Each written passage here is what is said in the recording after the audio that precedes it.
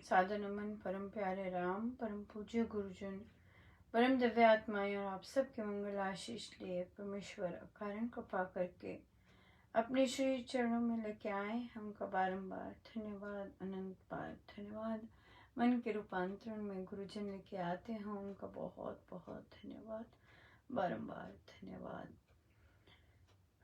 परमेश्वर से विनती है कि प्रभु आप इस जिह्वा के वो बुद्धि के सारथी बने, जो ये जिह्वा बोले, जो ये बुद्धि सोचे, वे सीधा आपसे ही आए। प्रभु सर्व आपके श्री चरणों में। जय राम। बहुत ही प्यारा दिन रहा, बहुत ही सुंदर दिन रहा। आप आरंभ हुआ राम उपासना की चर्चा से, आपने भी खूब एंजॉय किया होगा। साथ ही न्यू जो आरंभ हो रहा है, बहुत सुंदर आरंभ हुआ और बहुत सुंदर महाराज की बहुत सुंदर उपस्थिति रही। बहुत सुंदर, बहुत ही प्यारा रहा। बहुत पुराने साधक हैं और देखिए कितनी विनम्रता है कि कि वे स्वामी जी के आदेश का पालन करने के लिए, बच्चा बनने के लिए तैयार हो गए। बहुत बड़ी बात, बहुत बड़ी बात है।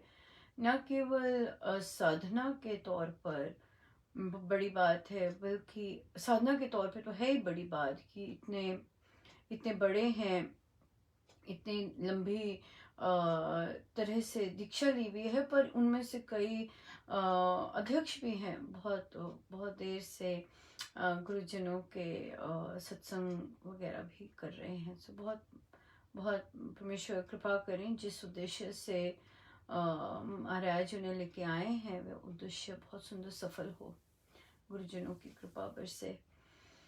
उसके बाद हुआ हमारा रामोपासना, जो कि नया ही शुरू हुआ है, और वहाँ पर हमने आज रामोपासना द्वारा मन के रूपांतरण का भी महाराज ने श्री गणेश करवाया, और बहुत ही हेल्दी डिस्कशन और बहुत ही सुंदर चर्चा प्रश्नों की, और बहुत बहुत बहुत बहुत ज़बरदस्त रही।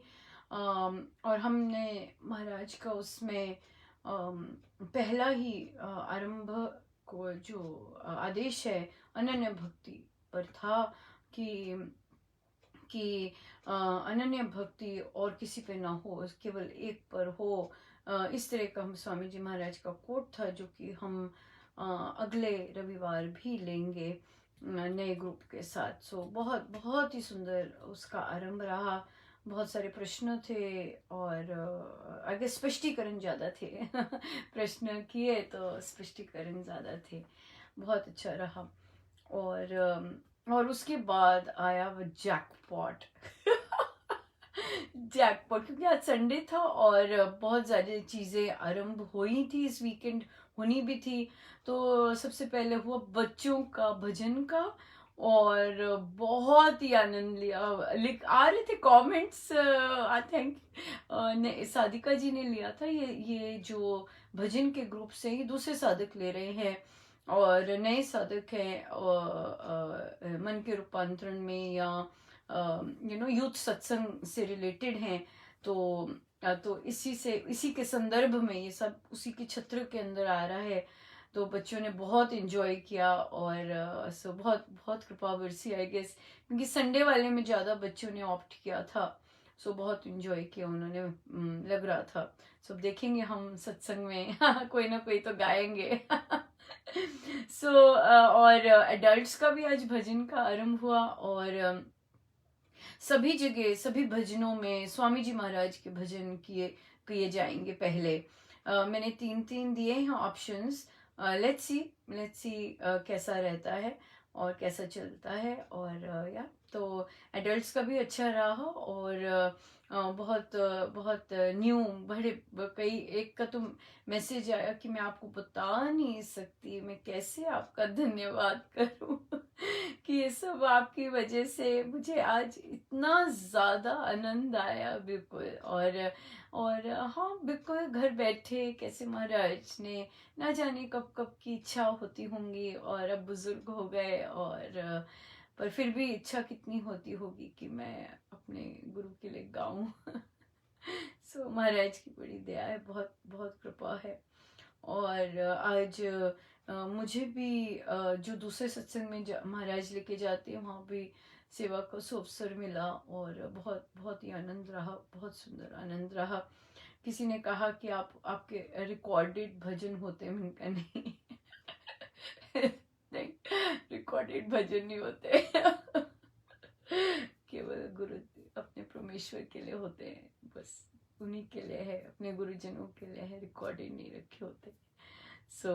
पर बहुत बहुत ही कृपामय रहा। फिर हमारा अमृतवाणी जी का था एडल्ट्स का। देखिए कितनी मेहनत करते हैं साधक, मैं उनके त्याग का, और महाराज ने जो उनके अंदर लगन लगाई है उसका तो मैं कह ही नहीं सकती। कितनी देर से कई साधिकाएं लगी होती होंगी बुक क्लब्स लेने और बाकी चीज़ें करने, और फिर इस तरह की चीज़ का भी महाराज ने लगा दिया। तो बहुत अमृतवाणी जी में आजकल हम पर्सनलाइज कर रहे हैं कि जिन्होंने जहाँ जहाँ पर हारमोनियम कर रहे हैं वहाँ वहाँ हारमोनियम पे जाएं, जहाँ जहाँ जिस जिस पड़ाव पे वे हैं तो उन्हीं के साथ वहाँ से ही मैं ले रही हूँ।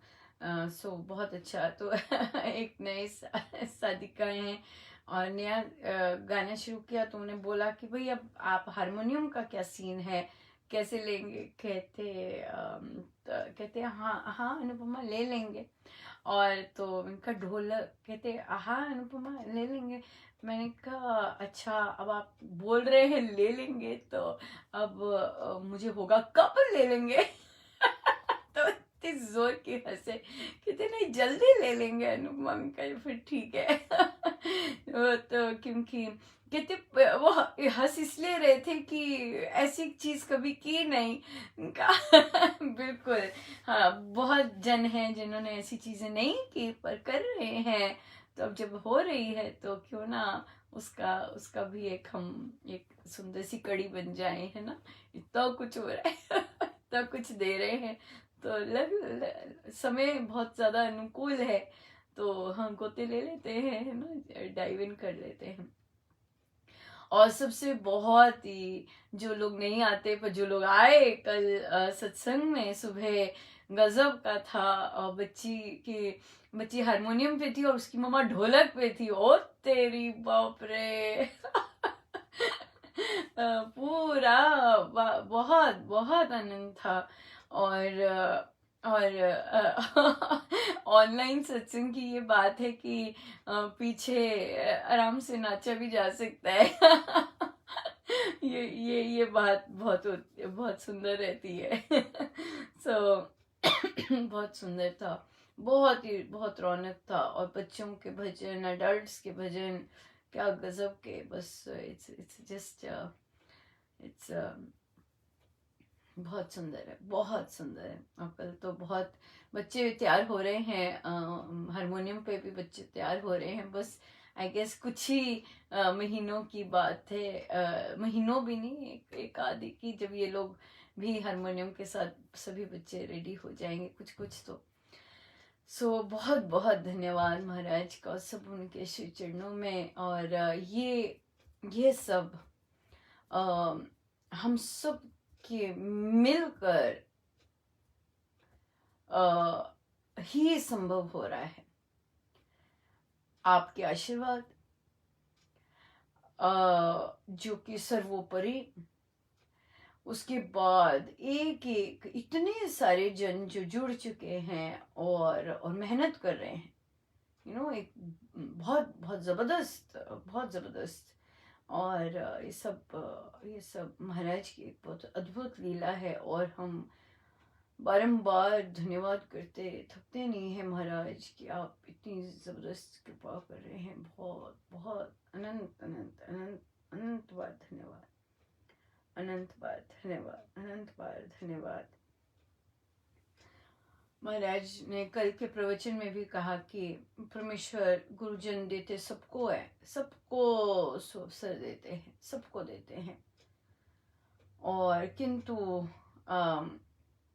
लेना भी किसी को आता है, फिर संभाल पाना ये सबसे बड़ी बात है कि उसे संभालना, जो इतनी भारी कृपा कर रहे हैं उसको संभालना।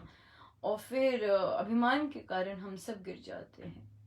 सो बस हमारा यही है कि महाराज, आप सब प्रार्थनाएं आपकी इतनी ज़बरदस्त होती हैं कि ये प्रार्थना भी रहे कि हम सदा सदा झुके रहें और केवल झुके ही झुके रहें बस। और कुछ नहीं, और कुछ नहीं इसमें, और कुछ नहीं है इसमें। मैंने सब चिराग बुझा दिए, मैंने एक चिराग जगा लिया, मैंने सब चिराग बुझा दिए, मैंने एक चिराग जगा लिया। तेरी याद ही मेरी आस है, तेरी धूल मेरा लिबास है, तेरी याद ही मेरी आस है, तेरी धूल मेरा लिबास है।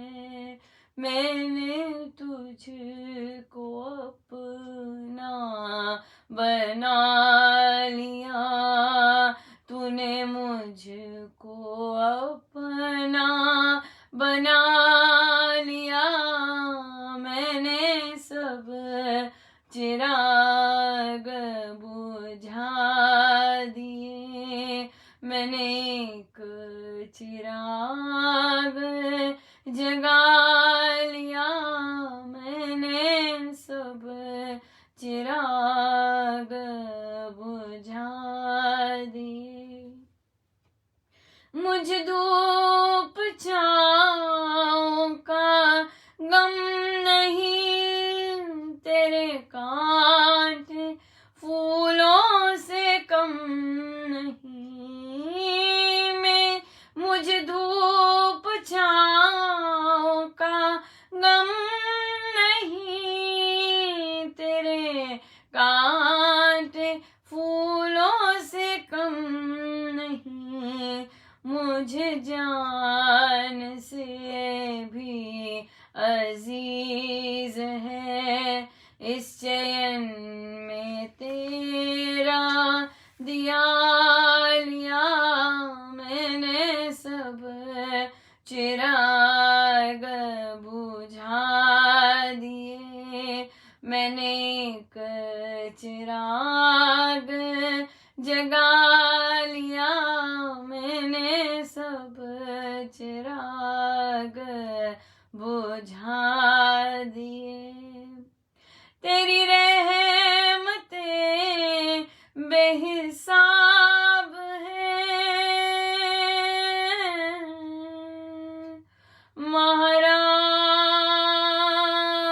महाराज मेरे गुरुदेव,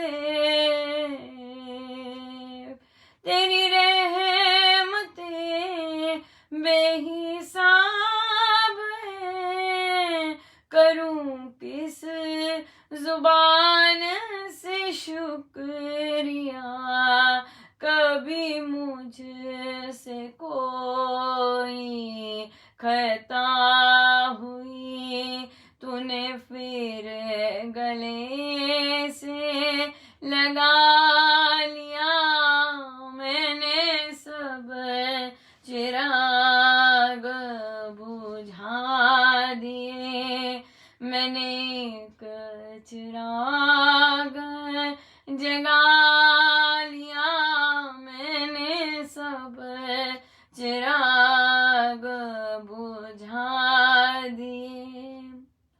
तू अमीर है मैं गरीब हूँ, तेरा मेरा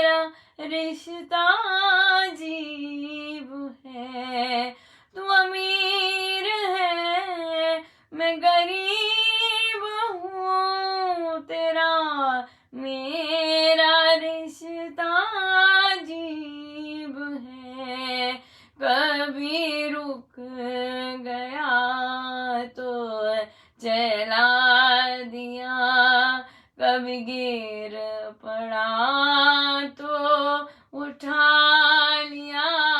मैंने सब चिराग बुझा दिए, मैंने एक चिराग जगा लिया, मैंने सब चिराग बुझा दिए।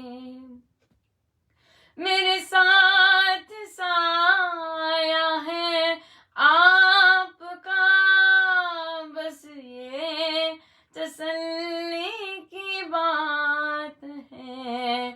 मेरे साथ साया है आपका, बस ये तसल्ली की बात है।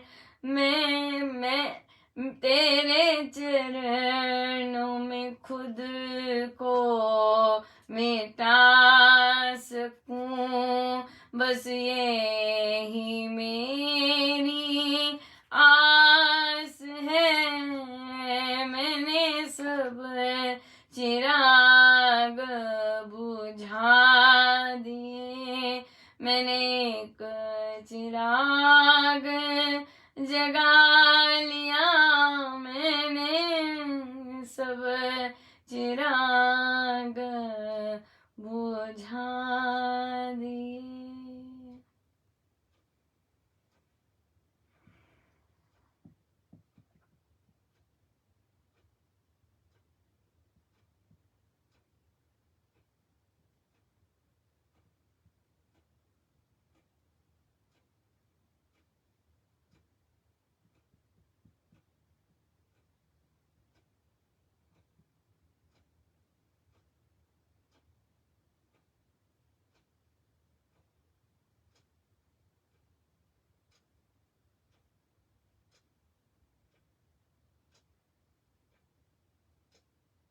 मैं क्या मांगू मेरे राम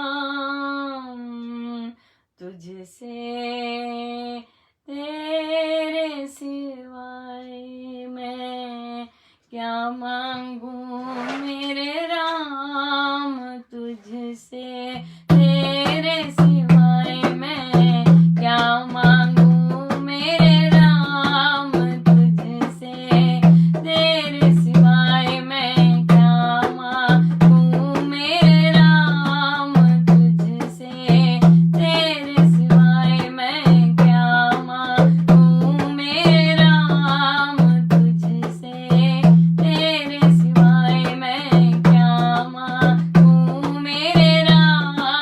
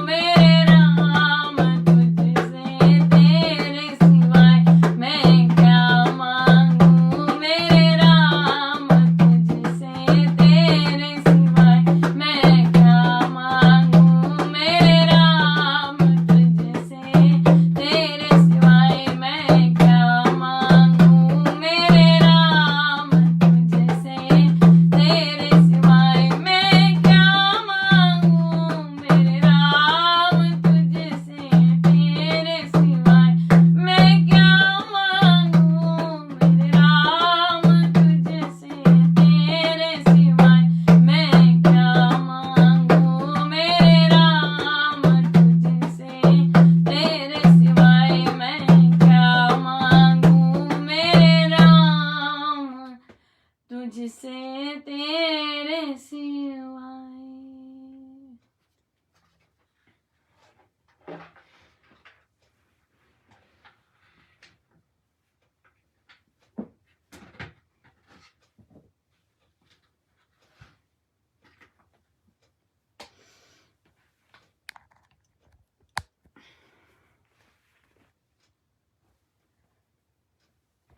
आइए चलें कथा प्रकाश जी पर। हमारा आपातकाल का प्रसंग चल रहा है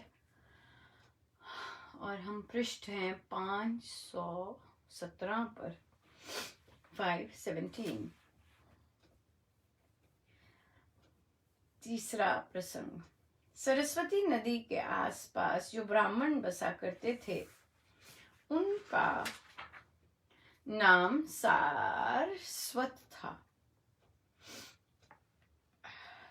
वे बड़े विद्वान माने जाते थे। धर्मशास्त्रों की व्यवस्था में तो वे ही प्रमाण होते थे। उनकी व्यवस्था को सभी लोग शिरोधार्य कर लेते थे। एक बार एक बहुत बड़े महाराजा ने सारस्वतों की सभा के सम्मुख निवेदन किया कि आपातकाल और उनके धर्म नियत कर देने चाहिए। सरस्वती के तट पर वह सभा लगी। उनमें सैकड़ों सारस्वत पंडित सम्मिलित हुए। उन आपद पुरुषों की परिषद ने अपना निर्णय प्रकट किया कि मनुष्यों को कर्म फल नाना प्रकार से भोगने पड़ते हैं।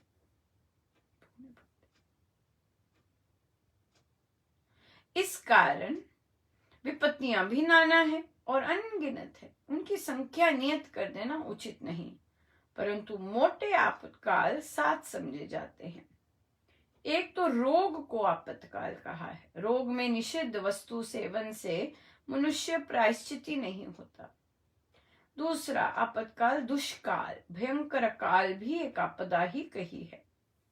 तीसरा आपातकाल देश पर विदेशियों का आक्रमण है। शत्रु की किसी देश में प्रवेश उस देश के लोगों के लिए भयंकर आपत्ति हुआ करती है। चौथा आपातकाल शत्रु से घिर जाना है। उसमें भी मर्यादा आदि भंग हो जाने से पातक पाप नहीं होता। पांचवा आपातकाल शत्रु के कारावास में आबद्ध हो जाना है। छठा आपातकाल पराधीनता पर दासता है। और सातवां आपातकाल परदेश यात्रा। ऐसे आपातकालों में किसी से भी यदि कोई विपरीत कर्म हो जाए तो उसको आपातकाल का कर्म ही कहना चाहिए। आपातकाल के कर्मों को धर्म इस कारण कहते हैं कि उनका प्रायश्चित नहीं कराया जाता, उनमें दोष की कल्पना नहीं किया करते। फिर भी कुछ एक ऐसे कर्तव्य हैं कि किसी पर कैसा ही आपातकाल आ पड़े तो भी वे नहीं करने चाहिए। उनमें एक अपना निश्चय तथा विश्वास है। विपत्ति में भी अपने सच्चे विश्वास को त्याग देना घोरतर पाप है। दूसरे आपातकाल में माता पिता पति पत्नी और पुत्र आदि को छोड़ देना वर्जित है। तीसरे आपद के समय जाति से द्रोह करना, जाति घातक बन जाना महापाप है। ऐसा कर्म कदापि नहीं करना चाहिए। चौथे आपातकाल में अपने सहधर्मियों के विरुद्ध चलना पाप कर्म है। श्री राम के समीप अन्य अनेक कर्म तो क्षंतव्य है, परंतु प्राणांतकारी आपत्ति में भी ऊपर गए 4 पाप करने किसी प्रकार भी क्षंतव्य नहीं हो सकते और ना ही इनका कोई प्रायश्चित ही कहा गया है। वो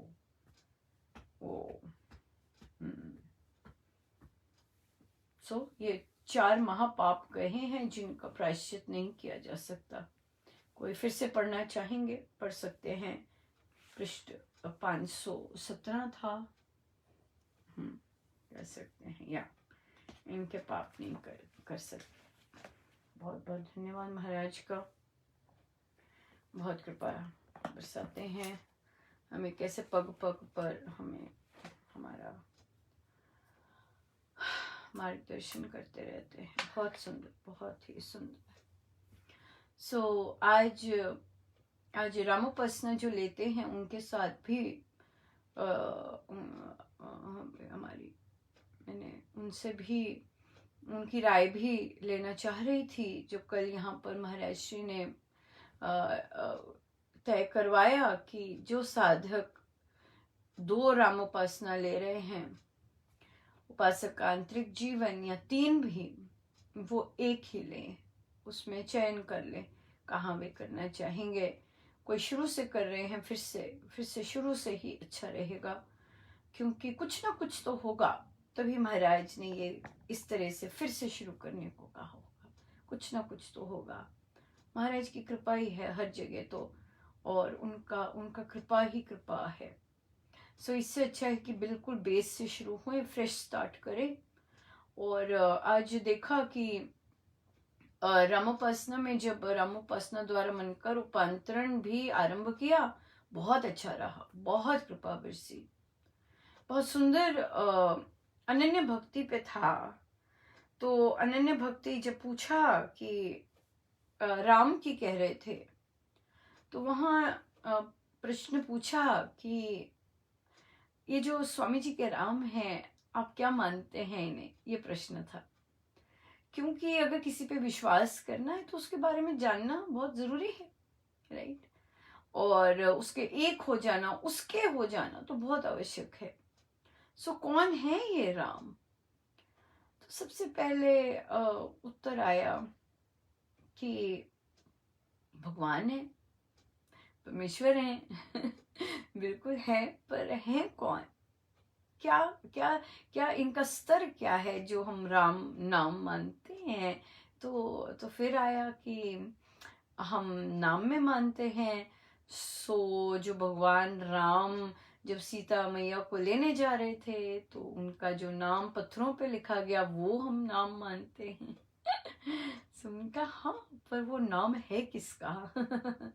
तो फिर एक साधिका जी बोली कि वे परम आत्मा है और हम आत्मा है, वे परम आत्मा है, तो वो इस तरह मानते हैं। सो जब अनन्य भक्ति की बात हुई, तो किसी साधिका जी ने कहा कि अनन्य भक्ति मतलब कि हम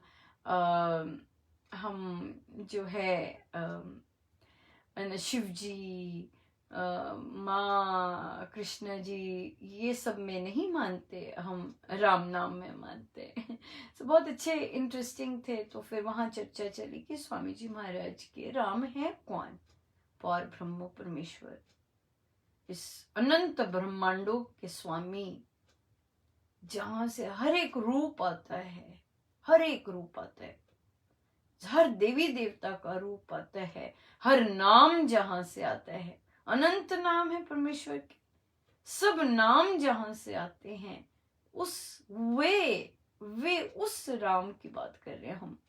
सो उनसे पूछा ये कि क्यों स्वामी जी महाराज की साधना को और स्वामी जी महाराज के राम को या उनकी साधना पद्धति को सर्वोत्कृष्ट कहा जाता है, और गीता जी में भी इसी तरह की साधना मेंशन की है। क्या है स्वामी जी महाराज की साधना में, या स्वामी जी के राम कौन है कि वो सबसे उच्चतम कोटि की साधना पद्धति बन जाती है? क्योंकि ये पार ब्रह्म परमेश्वर, हाँ, जगत के स्वामी, सारे ब्रह्मांडों के, ना जाने कितने ब्रह्मांड है, उन सब के स्वामी, हाँ, हर लोक के स्वामी, वहां से जहां से हर एक सृजन होता है और सब वहीं लीन हो जाता है, वो है, वो राम है, उनका नाम राम, उनकी आराधना हम करते हैं। सो जो कण कण में कौन वास करता है? ये वास करते हैं निराकार, सर्वव्यापक, सर्वज्ञाता, सर्वज्ञ, ना, ये सर्वशक्तिमान, ये परमेश्वर। सो यहाँ पर ये चीज की बड़ी बड़ी सुंदर डिस्कशन हुई, और बहुत बहुत ही बहुत प्यारा रहा। सो बहुत सुंदर रहा, क्योंकि परमेश्वर की, देखिए, परमेश्वर की जहाँ चर्चा हो, कितना, और वो भी उनके बारे में जानना, और उसकी उनके गुणों का वर्णन करना कितना कितना जबरदस्त सत्संग होता होगा, है ना।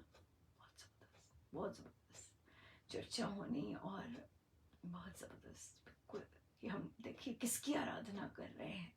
हर चीज जहां से आती है, हर चीज इस ऐसे स्वामी की बात कर रहे हैं, ऐसे स्वामी की बात। बहुत सुंदर रहा। तो फिर इसके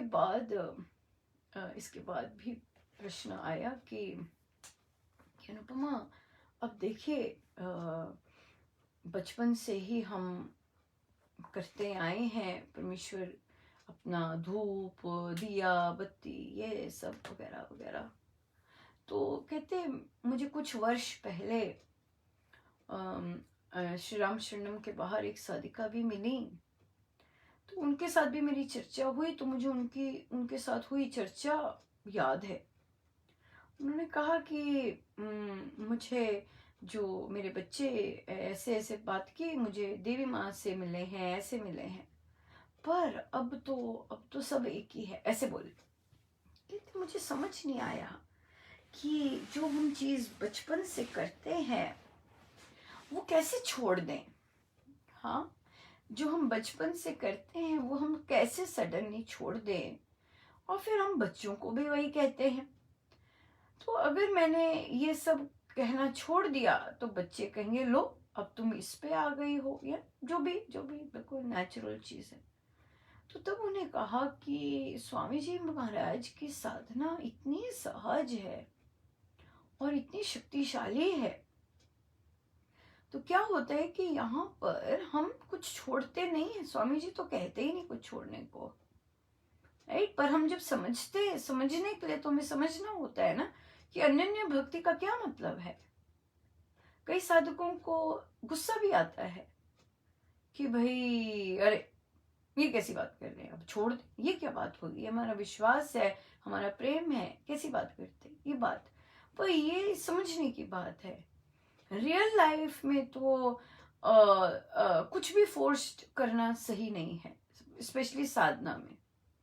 राम नाम की साधना जब अंदर जाती है और अंदर बसने लगती है, राइट, अंदर जब बसने लगती है तब अपने आप रूपांतरण आते हैं।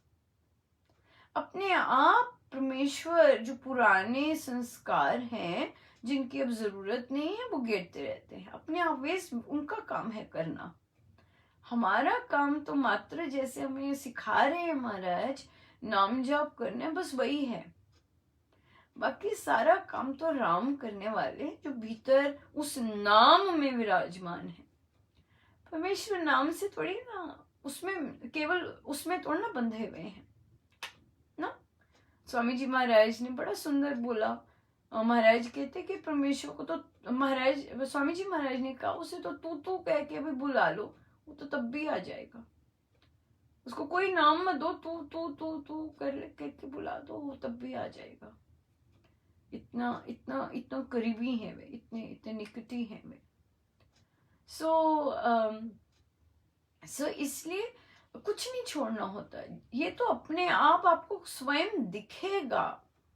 जो आपको मिली भी वे साधिका जो बोल रही थी कि अब तो कुछ भी नहीं मेरा बचा, कुछ भी नहीं रहता। बहुत साधक है जो आपको आराम से बताएंगे हमारा मंदिर छूट गया, हमारा ये छूट गया, कुछ नहीं, केवल राम नाम रह गया बस। ये राम नाम की महिमा है, ये राम नाम की महिमा है, ये राम नाम का प्रताप है कि अब जो चाहिए बस वो है, एक्स्ट्रा चीजों की जरूरत ही नहीं। ये बात है।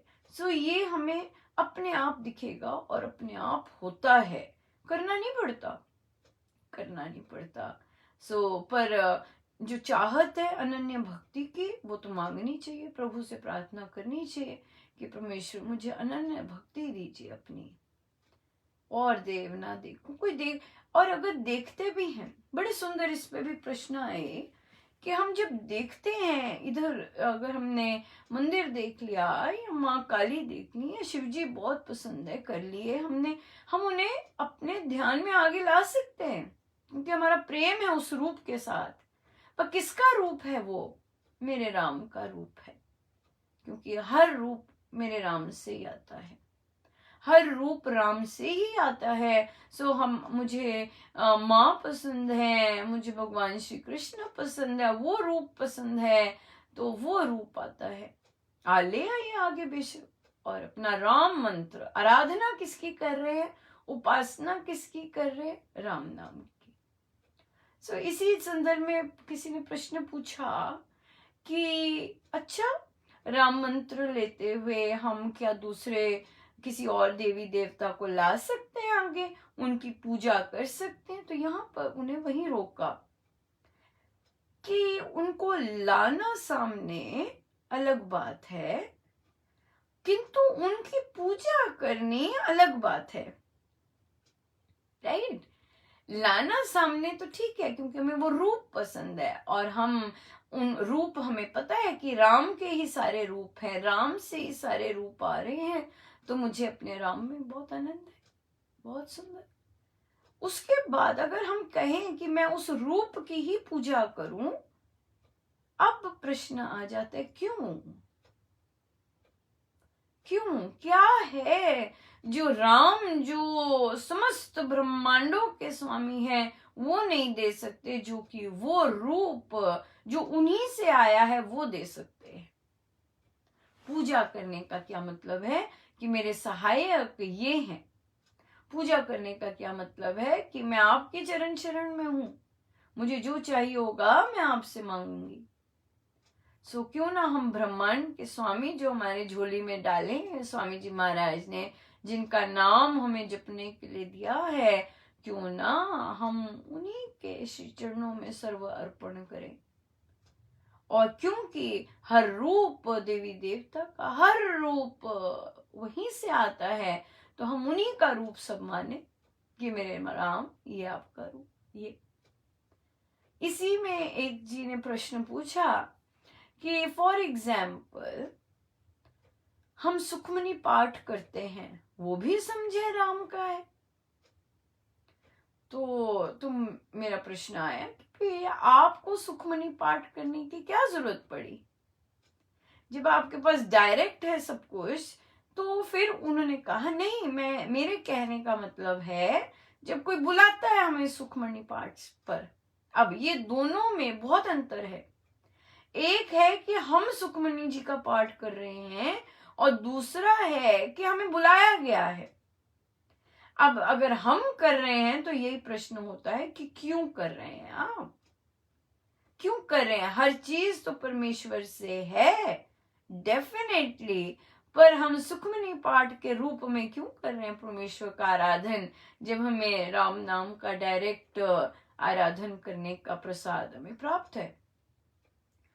और अगर हम कहते हैं कि हमें किसी ने इनवाइट किया है, हाँ, यहाँ पे बिल्कुल सही है।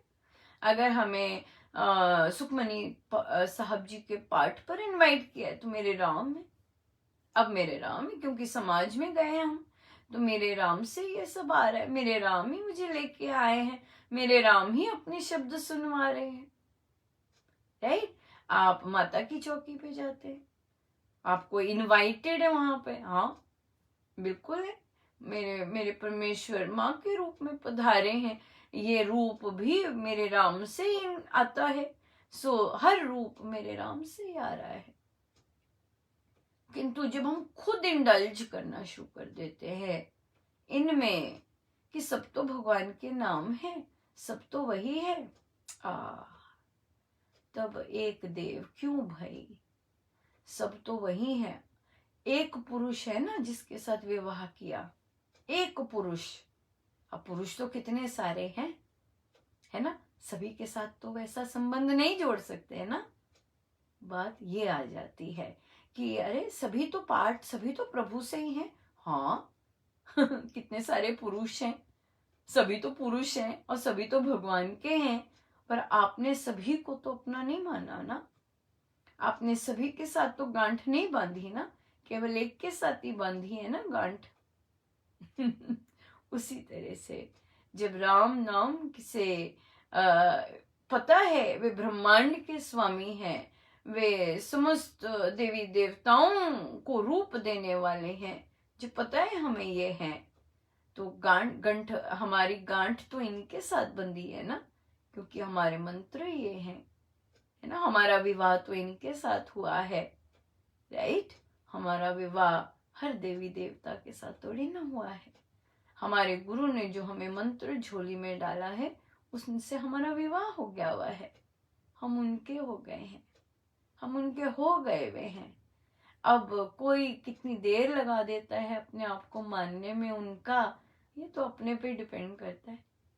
कोई तो गठबंधन से पहले ही प्यार कर लेता है कि अभी बंधन में नहीं पड़े हैं, पर मुझे पता है मैं इनकी हो गई या मैंने इनकी हो जाना है, वहीं दे देता है अपना सब कुछ, है ना। वो वाले साधक जिनकी दीक्षा नहीं हुई है पर राम नाम की साधना कर रहे हैं, मान लिया हुआ है यही है मेरे सब कुछ, बड़ा आनंद आ रहा है उन्हें, प्रेम हो गया ना, यही है मेरे सब कुछ। सो ये हो गया।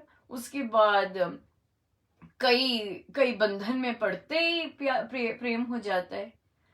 कईयों को बंधन जुड़ जाता है, वर्षों हो गए होते हैं इस दीक्षा लिए, पर राम से अभी संबंध नहीं जुड़ा होता। क्यों? क्योंकि अभी उनसे जान पहचान हो रही है होता है ना। सो इसलिए होता है, बिल्कुल सही है, और होता है, बिल्कुल रियल है।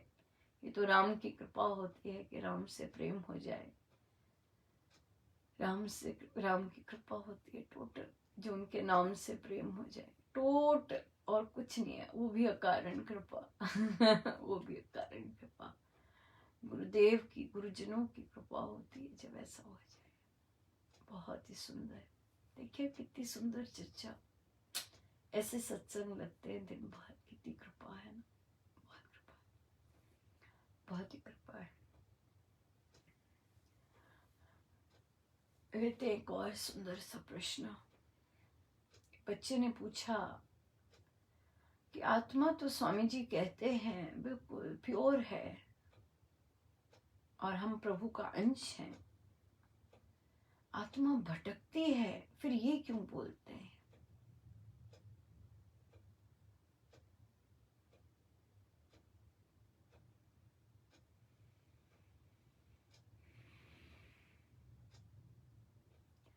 जो आत्मा, जो परमेश्वर का अंश बोला जाता है, वो प्योर आत्मा है।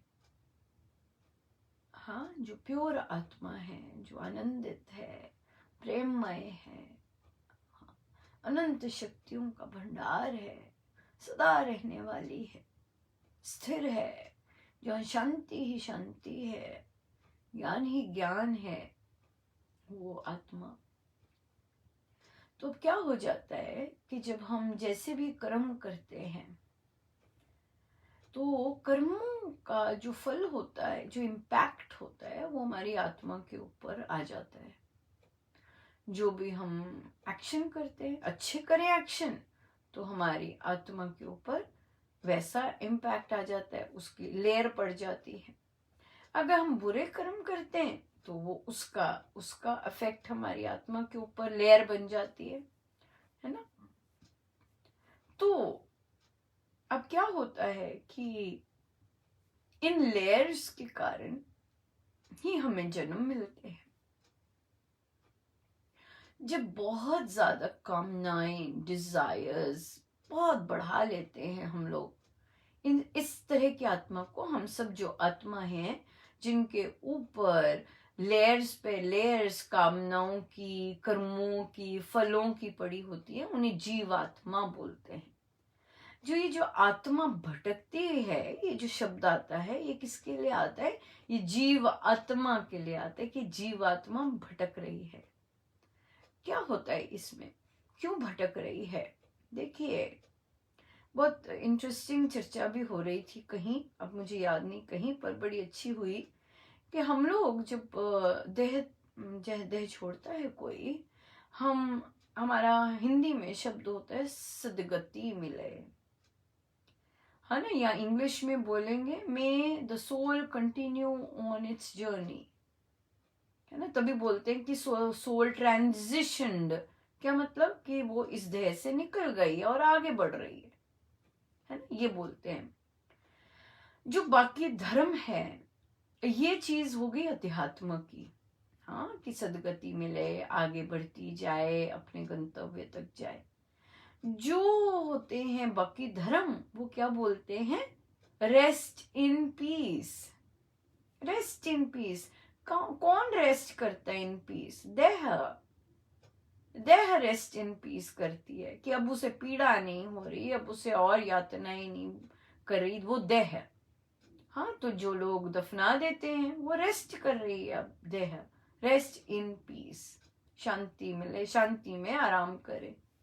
हाँ, तो जो आत्मा है, क्योंकि हम आध्यात्मिक है और हमारा धर्म भी अध्यात्म है, तो वो तो कहते हैं भाई आत्मा तो चलती जाती है ना, उसने तो आगे बढ़ते जाना है, वो रुकती नहीं है।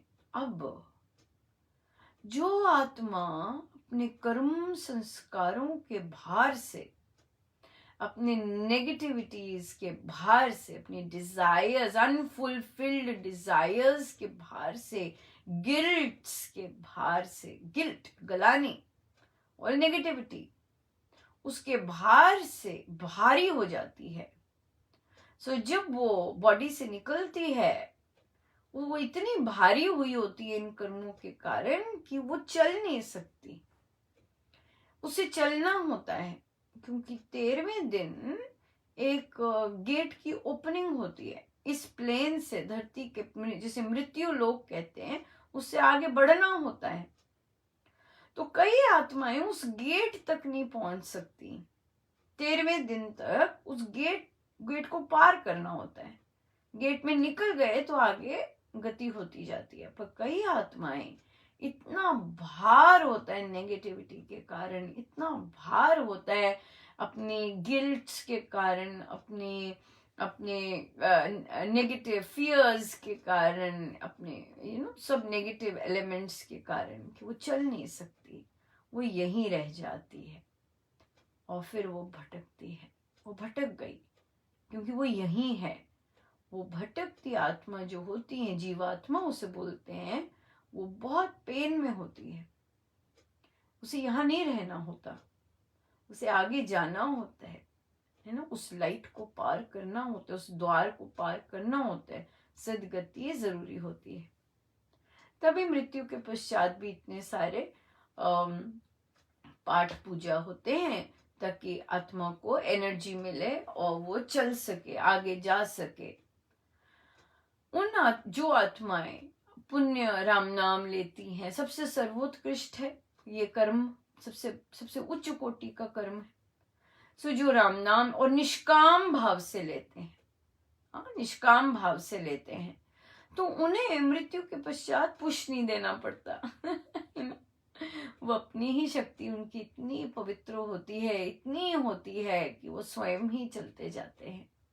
उनके परमेश्वर गुरुजन ही उन्हें लेके जाते हैं। राइट? अगर निष्काम भक्ति हो, अगर निष्काम कर्म किए हैं, और भक्ति भी निष्काम की है, उच्च कोटि का कर्म है, सो वहां पे ये प्रॉब्लम नहीं आती है। राइट? सो इसलिए अगर हम चाहते हैं हम हमारे परिवारजन बाकी सारे भटके ना मृत्यु के पश्चात, शरीर छोड़ने के पश्चात, तो क्या करना चाहिए? राम नाम लेना चाहिए, बिना किसी स्वार्थ के, बस लेते जाना चाहिए। राइट? यस,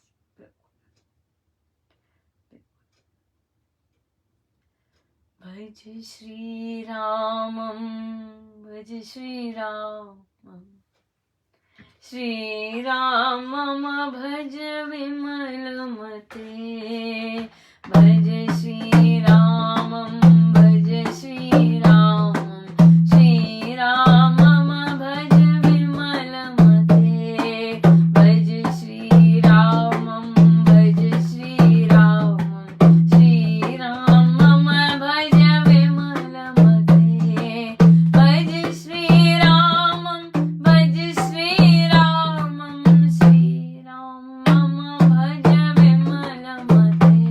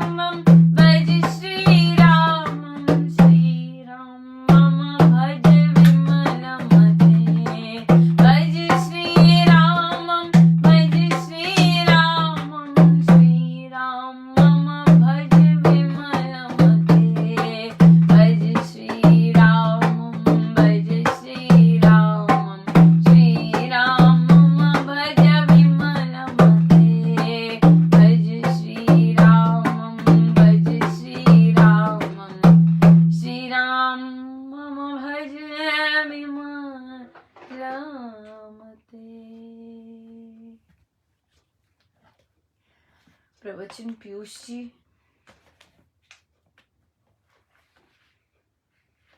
पृष्ठ 489।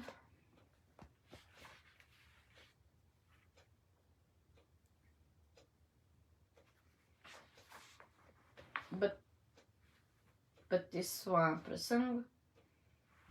श्री महाराज जी अपने नियमानुसार सन 1954 में गुरदासपुर में एक सप्ताह निवास करके रेल से जाने वाले थे। साधक मंडल स्टेशन पर एक नदी प्रवाह की भांति उनके दर्शनों को उमड़ आया था। श्री महाराज जी सबको आशीर्वाद देकर विदा कर रहे थे। एक साधक हाथ में रुमाल के अंदर एक मिश्री का कूजा और उसमें थोड़ी सी इलायचियां लेकर प्रयास कर रहा था कि श्री महाराज जी तक पहुंचाकर उन्हें भेंट करें, किंतु गाड़ी चलने का समय हो गया और श्री महाराज जी ने गाड़ी में सवार हो दरवाजा बंद कर लिया। गाड़ी चल पड़ी और वे साधक निराश होकर व्याकुल हो गया और गाड़ी के साथ साथ चलने लगा। अकस्मात गाड़ी चलते चलते रुक गई और श्री महाराज जी मंद मुस्कान से दरवाजा खोल खड़े हो गए। वे साधक उनके सामने इलायचियों वाली मिश्री लेकर खड़ा था। श्री महाराज जी ने दोनों हाथ उसके कंधों पर रखते हुए उन्हें प्रेम पूर्वक स्वीकार किया और एक सेवक जो पास ही खड़ा था आवाज दी, लो भाई जरा इसको तोड़ दो। तोड़ा हुआ एक टुकड़ा और एक इलायची श्री महाराज जी ने ले ली और शेष साधक समूह में बांटने का आदेश दिया। तत्पश्चात तुरंत अपनी सीट पर जा बैठे।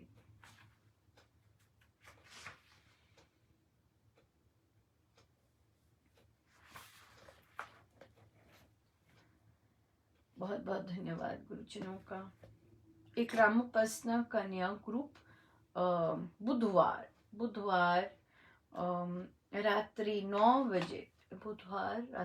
बजे आरंभ होगा। जो साधक इच्छुक हैं, लिटरली इच्छुक है लगाने के, ये नहीं कि बस ग्रुप में क्या होगा, ऐसा नहीं, लिटरली ऐसी साधना करने के इच्छुक हैं, केवल वे आए। और नहीं तो फिर निकालने पड़ते हैं जो ऐसे ही आ जाते हैं, उन्हें लगता है कि पता नहीं क्या होगा। सो टॉक सुनिए, पता लगेगा कि क्या चर्चा होती है रामोपासना में, या फिर आज सुबह जो आई है टॉक आई है वो देखिएगा कैसी चर्चा होती है, क्या क्या हम चर्चा करेंगे। फिर आइए, फिर ज्वाइन कीजिएगा। राइट, ये शुरू होगा बुधवार को रात्रि 9 बजे। आइए हम सीधे होकर बैठे।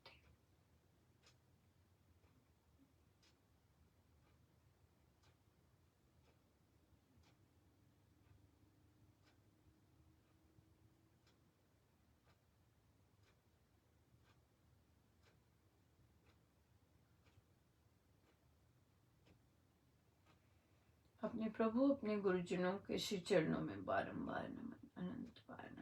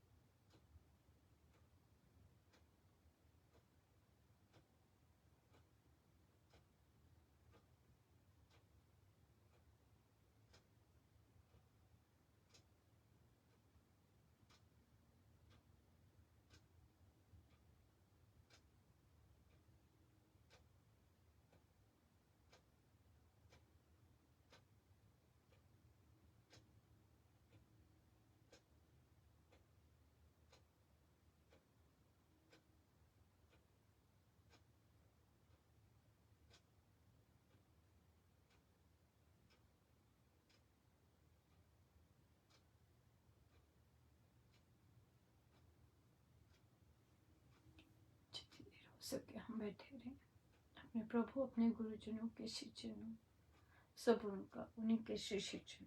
जय जय राम, जय जय राम।